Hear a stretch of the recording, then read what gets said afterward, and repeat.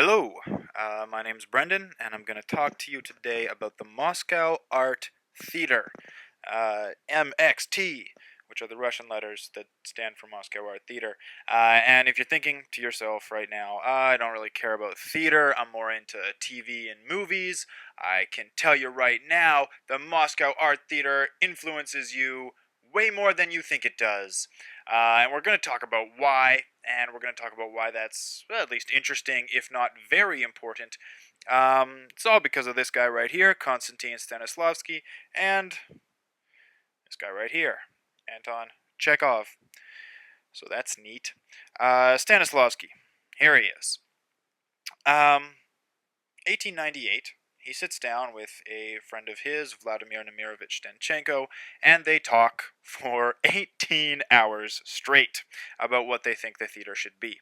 And this conversation results in Stanislavski and Denchenko founding the Moscow Art Theater, and Stanislavski will be in charge of the artistic side, and Denchenko will be in charge of sort of the business side of things. And this is great for Stanislavski because he is working on this style of acting. If you have ever heard of Stanislavski's system or Stanislavski's method or method acting, he's where it all comes from. And Stanislavski had about a lot of different ideas in his life, and people, a bajillion different people, have taken all those ideas and decided which ones they like and run with them. And so you'll hear a lot of different things about what Stanislavski is about. I'm going to try and give you sort of the line that's running through all of it. I think that's psychology.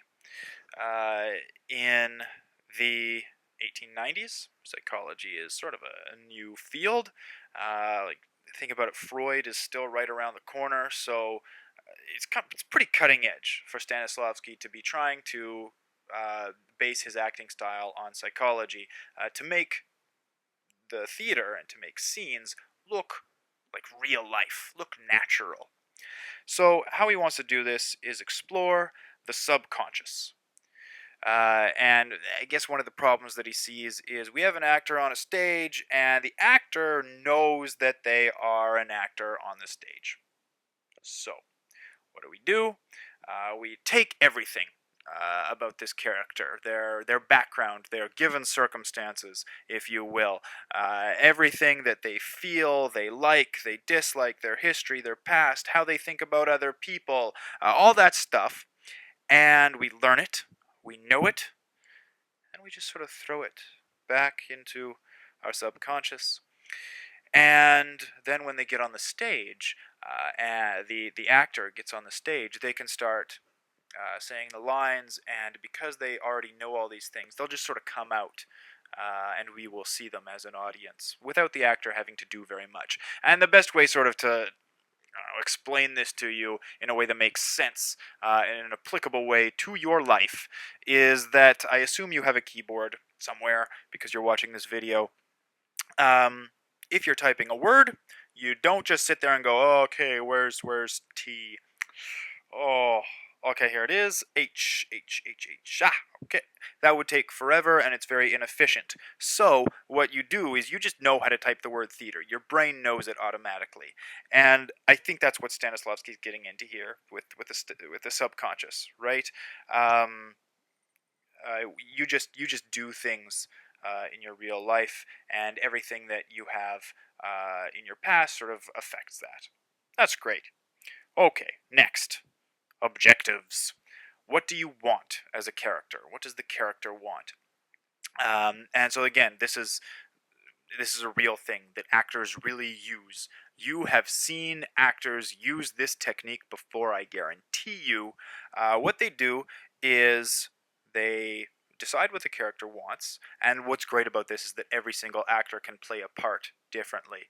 The same part an actor can have a different objective, and it will come out with a completely different scene, right? Really great stuff. So they choose an objective, and then they choose a verb. How do they get that thing? They choose a verb that is what the character does to get their objective. So, for example, a character maybe wants forgiveness, so They apologize. Great. And then, of course, this goes back to the subconscious again. Once the actor has decided all these things, they're not just thinking about that on the stage. They're not thinking, okay, I want to apologize now. There's none of that. They put it back in their subconscious and just do it, and it comes out in the character as they're acting. Okay. Great. Reactions. And this is, it is what it is. Acting is reacting. Stanislavski can see that people react to things, the things around them, other people, and this is especially important when you are acting with other people, because they say things, and if you don't react to what they say, it seems strange, right?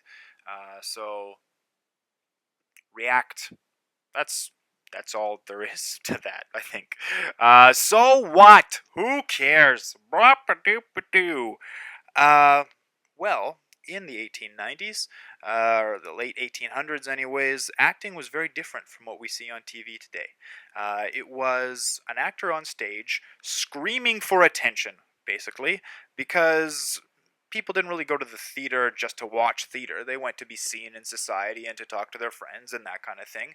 And so actors developed this style of acting that was these big gestures for every single different emotion that their character went through. And so it was not naturalistic at all. And so we kind of take it for granted that we have naturalistic acting styles, and we're so exposed to them. But acting has not always been that way.